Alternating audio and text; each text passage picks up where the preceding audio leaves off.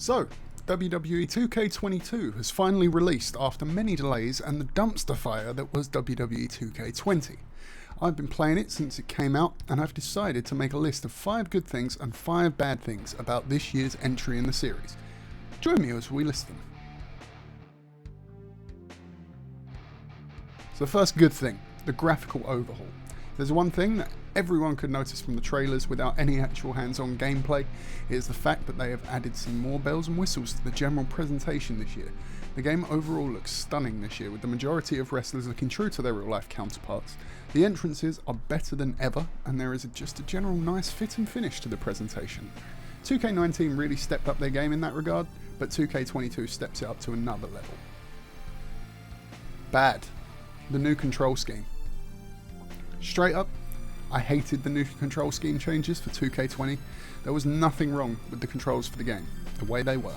There have been minor changes to the scheme throughout the years, but nothing drastic, and now they go and rework the entire thing. I get the new devs and they want to make the game their own, but come on now. Don't fix what isn't broken.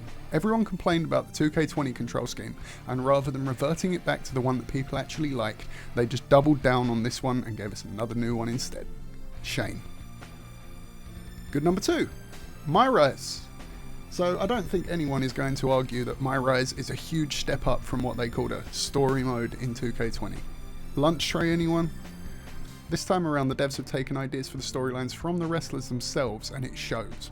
No more lunch tray antics or anything like that. How about taking on El Ordinario for Sami Zayn, or becoming double Universal IC Champion? Many options to keep you entertained in this year's go-round. Bad.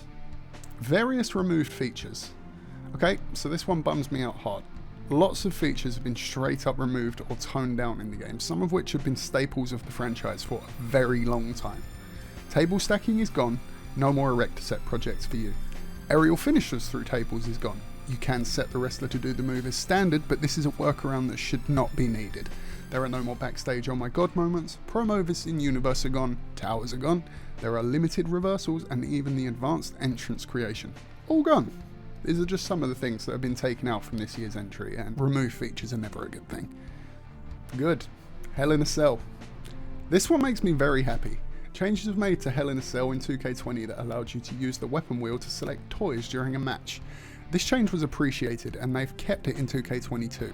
On top of that, superstars react better to being thrown off the cell and into the cell and all that stuff. They've also added some new moves, such as being able to do the Shane McMahon elbow drop from the top through a table. Very nice. Hell in a Cell this year, very fun, cannot complain at all. Bad. My Faction. I'm aware this one could get me some heat, but either way, the mode is predatory. I'm in the camp of hating this mode because it's yet another RNG card game to spend countless amounts of money on, and they will continue to compare this stuff to real trading card games when it cannot be compared. Real trading card games don't become useless after a year when the new game comes out, and they are also tangible products that you can hold in your hand, not randomly generated digital only goods. Then there's the other camp who are mad that they didn't go the full FIFA Ultimate Team route and make it an online multiplayer mode. Either way, they done fucked up with My Faction. Oh, side note actually, the fact that you can get wrestlers in My Faction that are only available in My Faction through cards is also ridiculous. Good. The Rey Mysterio Showcase. The showcase modes have always been a great part of the WWE 2K games, and I think the Rey Mysterio might be the best one yet from a presentation standpoint. I still have my fond memories of the Stone Cold Steve Austin showcase from 2K16 and the Attitude Era one from WWE 13, but this new one takes it to a whole new level. Transitioning seamlessly between real footage and gameplay, this is a great mode to relive some of the great moments from Rey's career and unlock some good stuff along the way. All with a nice commentary track from Rey Mysterio as well. Bad. The lack of classic arenas. On the subject of unlocking stuff, there is nowhere near enough classic content in this game. We get Sold Out 97 and a few arenas like that from bygone WCW days, but by default, no Attitude Era arenas, very few Ruthless Aggression eras, but we get the damn Thunderdome. Great, thanks guys. I know this can be solved by community creations, but it shouldn't have to be. They have a back catalogue of arenas that they have included in the 2K games. They should have just pulled one out the bag. Good. The number of playable superstars despite the releases. I'm not going to harp on this one. If you're a WWE fan, you know what I'm talking about. The WWE released hundreds of superstars during the development cycle of this game, and myself and a lot of fans were worried about the state of the roster for this game. But I'm happy to say a lot of the cut wrestlers made it into the game still, including Jeff Hardy, Braun Strowman, and Keith Lee. So all you can really ask for. I was worried that it might be a bare bones roster, but nope, it's just fine.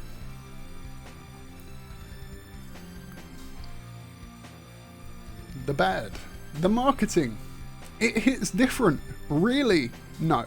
This is the same game at heart it has been since WWE 12. It has a shiny new coat of paint and the new control scheme, but it does not in fact hit different. It hits the same way they always have, except 2K20. It just has a worse control scheme. If you've enjoyed the previous 10 years of WWE entries, you will probably enjoy this one. And then to cap it off, ladies and gents, couple of neutrals because I couldn't decide where to put them. The blood in this game, more realistic, so that's a positive, but the negative is that you never really get to push it to that Ric Flair level of bleeding, you know, like it's, so that's a wee bit of a disappointment. May get changed in the future. And the other neutral is the weapon nerfs. So I understand in the older WWE games, weapons were super spammable. You could spam them so hard and it was a problem. But I think they've gone too far in the other way this time. Like the amount of time it takes a strong person like Brock Lesnar to swing a chair is a joke. Like they've gone too far in the other direction, I think. But there we go. So there's two neutrals for you. But yeah, ladies and gentlemen, so that there is my 5 good and 5 bad and 2 neutrals for WWE 2K22. Thank you very much for viewing. Don't forget to leave a comment if you have an opinion. Leave a like if you enjoyed the video, a dislike if you didn't, and maybe even subscribe to SmokeyJoe Gaming for more content like this. Maybe even view me on Twitch, twitch.tv/SmokeyJoe Games. Anyway, ladies and gents, I've been SmokeyJoe, and I'll catch you in the next one. Peace.